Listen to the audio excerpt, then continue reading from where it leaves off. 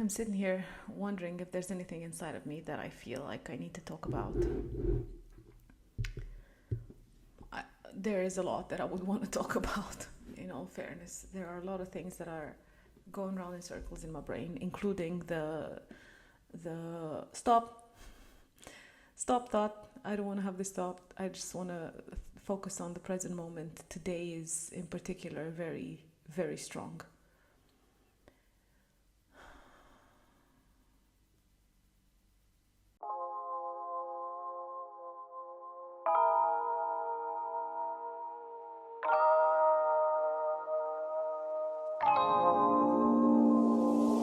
I had a dream last night, and you know when you dream something that impacts you very, very strongly, and you wake up with a feeling that's lingering from that dream, uh, it's dragging on today. One of the things that I cannot shift at the moment at all is that feeling that I had from this dream. Okay, I know where I'm going with this, and it's to do with relationships. I do have a feeling that whatever I dreamt last night,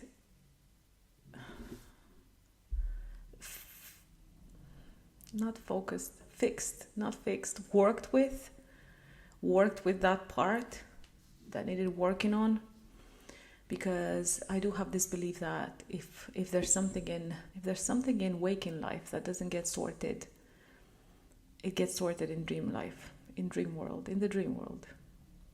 So I do believe that whatever I dreamt last night was part of it. My God, I'm finding it extremely difficult right now to focus.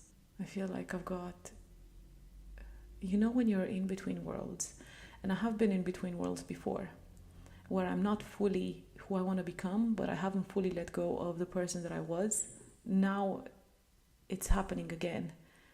I feel like I'm in a transitional period of not fully being the new, and not fully letting go of the old. And I don't feel like it is a letting go as such as is becoming the new. It's so interesting because I've got this thought again, and I know I spoke about this a few years ago. This feeling of buying a van and doing that. And the circumstances that I'm having currently would be buying a rucksack and putting all my life in it and walking. That would be my next. Oh my God, my next step. Imagine that. It's so funny because I have played this game many times before of where I am right now and what I would want to be. Let's say in a year from now. And last night as I was going to sleep, I was playing this game of telling one of my friends, let's say, remember when I used to lie down in bed in this house that I used to share with some people, that I felt like I was in between worlds and how I didn't know how things were going to happen, and then, oh my God, out of nowhere, this thing showed up and this happened and blah, blah, blah, and look where we are now and how amazing it is and how things just came at the right time with the right person showed up, the right people showed up, the right opportunities, right, there is no right and wrong, but anyway, the aligned things happened when I was least expecting them. That exercise, that game, helps me get in a higher frequency sometimes, especially when I'm so deep in focusing too much on what is present in my life right now that I cannot switch, including the imposter syndrome. I mean, I think I've heard this being spoken about so many times, of the people that are in between worlds, starting something new, becoming somebody else, and also having a foot still in the old personality. And how do I present myself as the new without having the imposter syndrome stuck to my brain, that I don't know what I'm talking about and I don't know what I'm doing, I don't know where I'm going, I have no clue how I can help people, but also have all this knowledge and wanting to present it and don't know how, and how do I reach people, how do I ask people for whatever because there is the part of the selling in there. The part of the selling that I've I have for sure started looking at in a completely different light of, if I am not putting myself out there with my knowledge and the things that I know, and somebody just walked. This is how I get distracted. Somebody just walked in front of the house and looked straight at me as they were walking past the house, and I'm talking here, and I didn't stop talking and held eye contact. Oh, this is so funny. I love life. So how do I share my medicine to the world while also not getting too much in my head about, I would have to ask for this value exchange. These words seem to be my thing lately too, because I have been value exchanging for this and value exchanging for that. It's like, I used to have this saying that I can manifest things without the need of money. Lately, I want to change that belief as well, because this is what I'm creating right now in my life. I am making more and more of that, but I also want to have an influx or flow of finances as well, not just manifesting things without money, because that's part of the wholeness too. Why would I have all this knowledge and all these insights and all this energy moving through my body and not have that part integrated as well?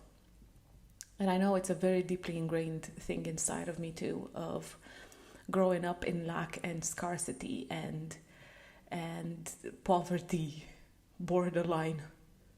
And it's like, how the hell do you change that belief? How the hell do you switch that into abundance and prosperity? And how do you feel that in your soul? Probably not in your soul, but in your body and in your mind, because your soul already knows it. It's already there. So this is the one thing that came to me, of course, in a meditation, because this is where all my insights are coming from lately. Of figuring out what am I good at, what do I like doing, and how can I help other people on their journeys, and where am I hiding, where am I not being my true authentic self, how am I holding myself back, where am I holding myself back still. And one of the things was, besides the fact that it's the breath work, because that's what started it for me, it's the energy moving. The energy movement. Okay, so I'll go down the journey of this energy movement situation, because this is what came in my meditation, that's where I'm going to help people. That's where I'm going to be able to support and hold people's hands, because this helping thing, I don't think it's as much as a help as it is a hold hands and let's walk together on this path kind of a thing. Because when I started practicing breathwork, wow, nearly 4 years ago. Wowzer. Fuck, and now it's become my thing. Anyway, when I started practicing breathwork and clearing my channel, clearing the tube. We all have this tube inside of our bodies that we receive information through. And I remember when I started practicing breathwork, I used to have these experiences of whether releasing energy out of my body or receiving. So I couldn't tell the difference between letting go and receiving initially. And then the more I practiced, the better I got at it, the better I got at allowing it. Because when the wave of energy starts moving through your body, it's terrifying. It's absolutely terrifying.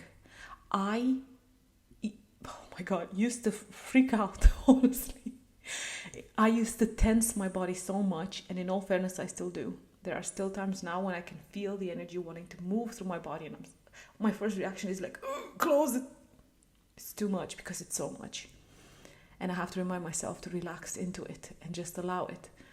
So when I started practicing, it took a good few years for me to get to a point of allowing whatever's been stagnant in my body to move.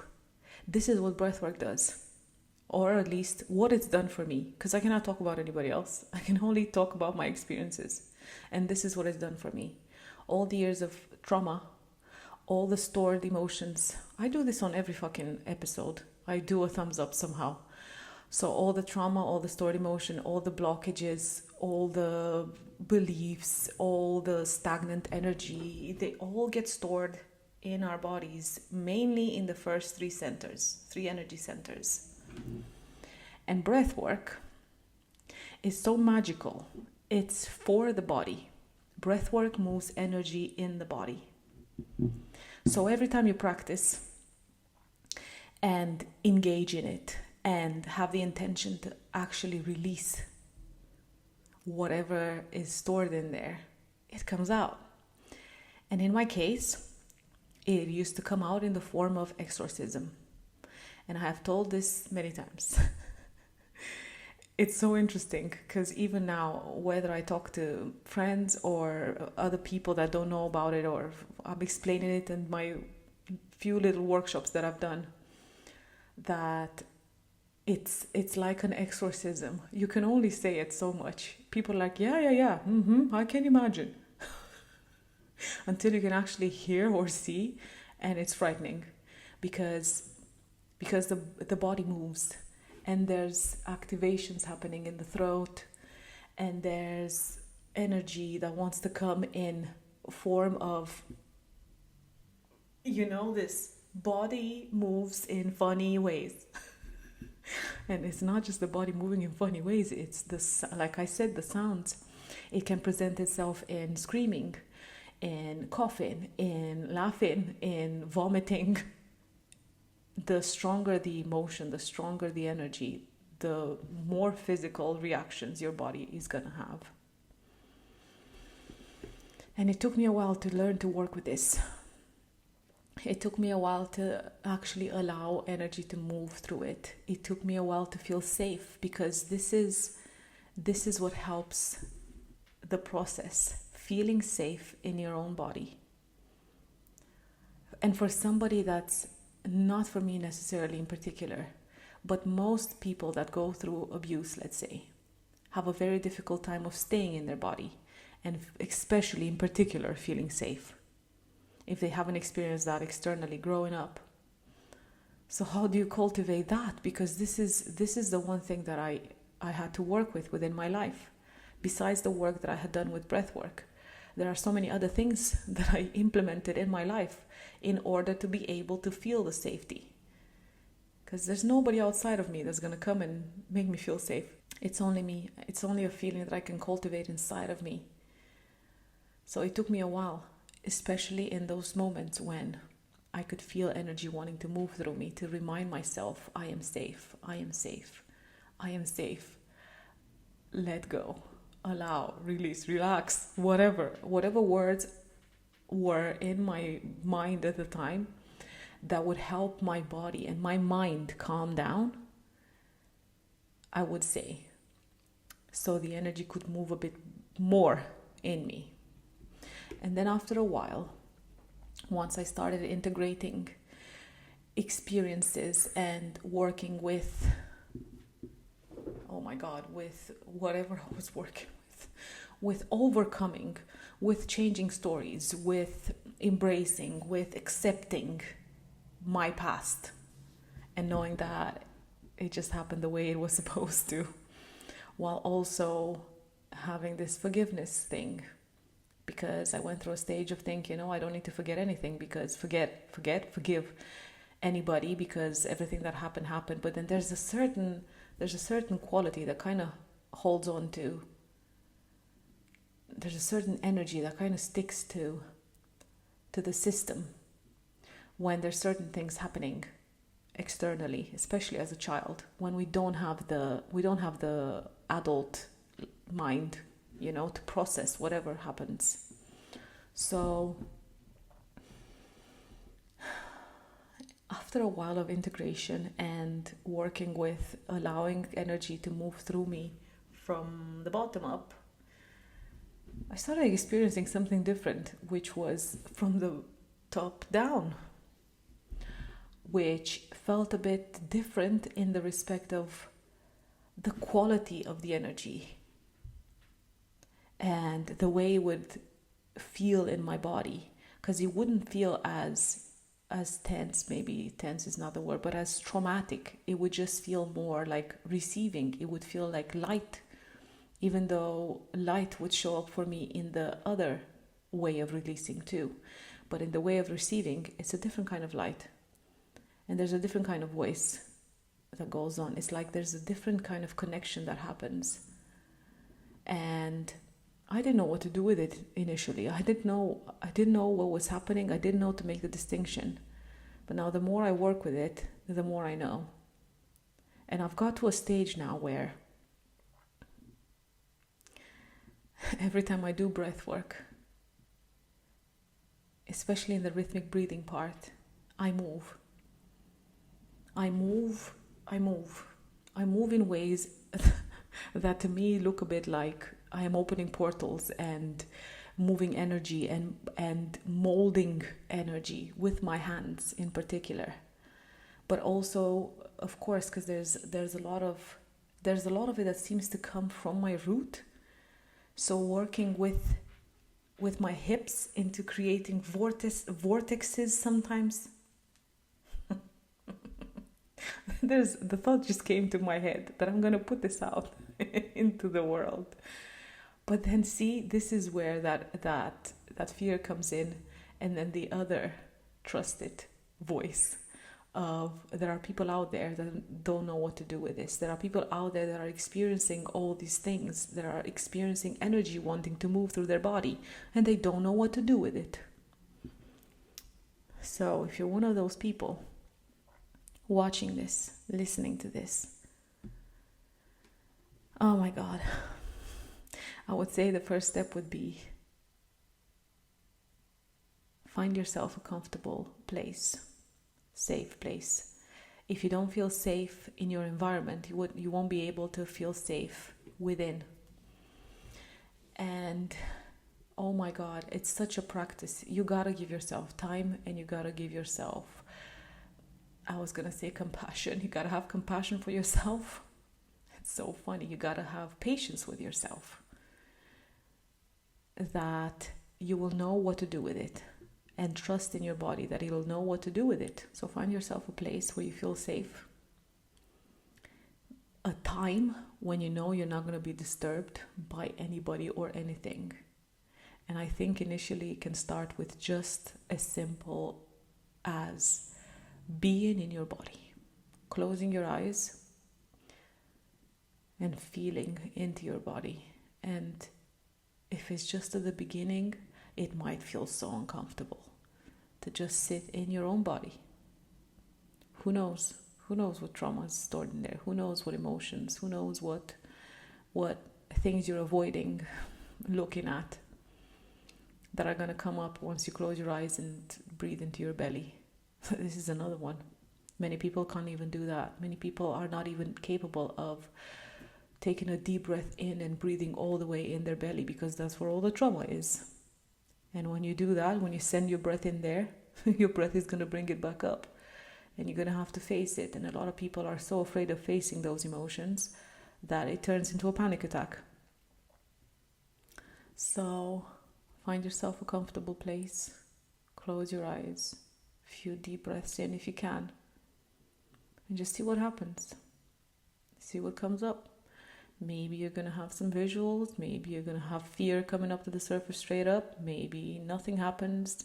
Maybe you just get comfortable with having your eyes closed and feeling in your body. Next step would be find yourself a breathwork practice. Oh my God, meditation is amazing. Meditation is fucking amazing to get you out of your head and into those realms where you're going to explode and connect to the universe, connect within, connect. Breathwork is like going to the gym. You exercise the physical body with your own breath. into experiencing, experimenting, releasing, allowing, molding, all of that. It's a practice. It's going to take a while to learn to trust your body, to learn to trust that it knows what it needs to do. It knows how to express this energy. I've just slapped my mic again. So, find yourself a breathwork practice. There are so many types of breathwork out there that I can't even. There is Wim Hof, that's how I started. There's Soma breath, which is what I'm doing right now. There's holotropic breathing. I would suggest that being done in a controlled environment. For sure, set and setting are so important. Hence, the finding a comfortable place where you're not going to be disturbed and give yourself some time. All that stuff. All that good stuff. Because your body needs to feel safe. Otherwise, you won't allow anything. And then, for many people, breathwork starts as stiffness. You do the rhythmical breathing. Nothing's happening. You're just doing it, nothing's happening. It doesn't mean that your subconscious mind is not taking it all in. And one day, when it feels extremely safe, it cracks open a little bit, just a tiny little bit. And you might feel some movement that wants to happen in your body. It could start as simple as your toes curling, or your hands, or your hips wanting to move, or your shoulders relaxing in a certain way, or your neck wanting to whatever. It could start as simple as that. And the more you work with it, the more it works with you. The more you practice, the better you get at it. I guess it's like me doing this. The more I sit myself in front of my camera and talk, the more I learn, the more I expand, the more I grow. Back to the breath work now. And the energy movement. Once the crack happens, that's it. Then it's like, when you have a dam and the dam holds this humongous amount of water and you have a little crack in it somewhere and water starts coming out slowly, but then there's so much pressure behind there that that little gap just becomes bigger and bigger, and then one day, boof, and the dam goes. It's exactly the same with energy and whatever is stored in our bodies. You allow it to come up to the surface a little bit. Once. Second time it's going to be a bit more, and then a bit more, and then a bit more. And the more you work with it, there will be one day when explosion. It all happens. It all comes through you. Might be not so comfortable because it's scary when that happens. It's just one of them things when, especially if you've never experienced anything like this before, when it first hits you, it can be very traumatic as well.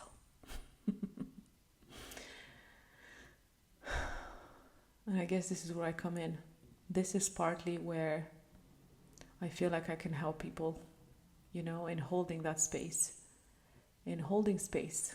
I think a lot of us haven't had this throughout our lives. Somebody else that we can trust and feel safe around to hold space for us, to allow all this to come up, to allow for all of this to unfold, for us to be seen and heard, because this is all we want as children, as adults, as everything. The inner child inside of us, that's all they need, to be heard and seen.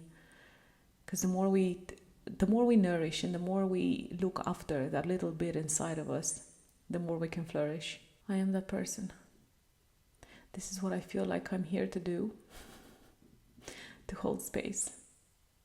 I remember I used to attend, was it the first one? Probably.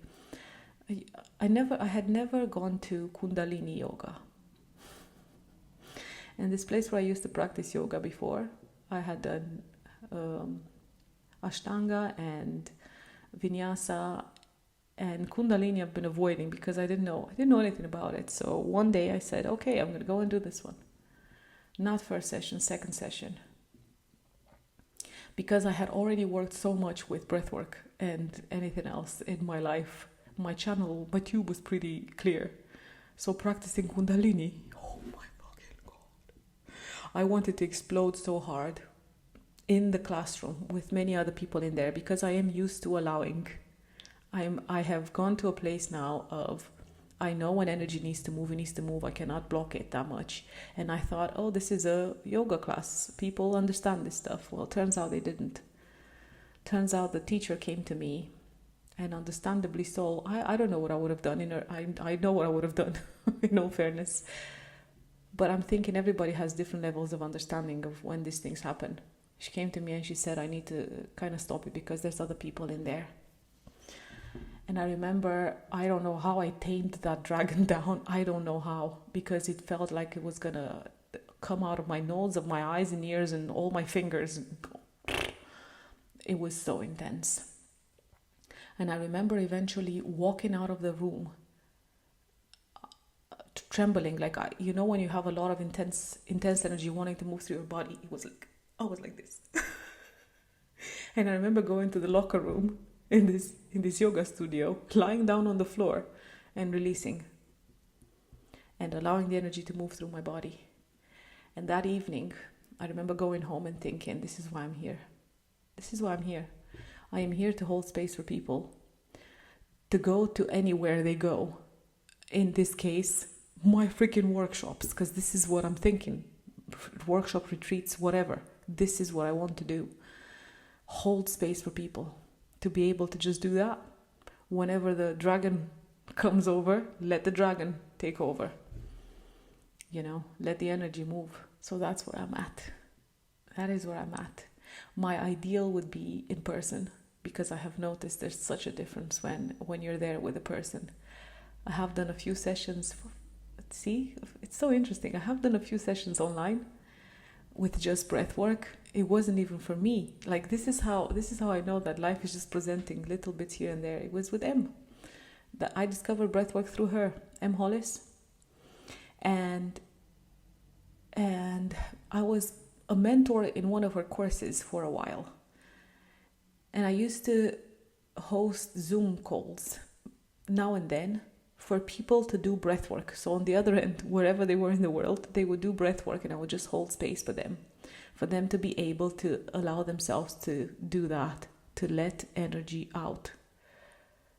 So I know it's doable online, but I also like doing it in person. That's what she said. I cannot not put that in there. So I feel like this has been such a serious thing. I feel like my energy is like, at the moment. And then I just had a little moment of giggles in there, tiniest. This is the other part of integration for me. All these little bits that are in me, that I've heard quite a few people talk about, that if you don't integrate this part and this part and this part because you have some sort of judgment attached to it, later on in your spiritual journey, it's going to come slapping you in the face. Hence the gurus that sexually mistreat their students or whatever, stuff like that. So in my case, the giggles are there. That's what she said is there. Because I know it's all part of me. It's all part of me. Oh my God. Is there anything else that I have on the pipeline right now? Maybe not. Maybe this is it. I'm done with chatting for one day. By the way, I haven't spoken at all about my earrings. How can I? Look at them. They're so lush. These are the only golden, piece of jewelry that I own. They are so light and so airy and so cool. Okay, I'm done. That's it until next week. It's so interesting because I was going to say, I hope you guys got some value out of this. Do I feel like I've delivered some value? For sure. People doing their own little thing, being in there, afraid to let the energy out and whatever. There's others of us in the world. And oh my God, if you ever want to reach out, how can you find me? I'm gonna put my all my details in the description of this So if there's anybody watching this, getting to this point and thinking, oh my God, this is something that happens with me when it comes to energy movement, reach out. Reach out. It's part of my purpose. It's part of my passion. It's part of my progress. It's my next logical step. It's my next aligned step, as much as it is logical, because it's just the saying. It's so interesting how sayings are just there, ready for you to just tap into, sometimes without you even thinking of what's coming out of your mouth. So the next aligned step for me seems to be this: working with energy. But besides working with energy is this too. I've already recorded an interview with one of my friends. I can't wait for that to come out. And I've got a few more lined up. And in the meantime, you have me. Me. It's all about me, because I am the center of my own universe. We all are. And we're being told different. Not from an egotistical point and selfish and forget about anybody else. But it's that thing of filling up your cup first, you know.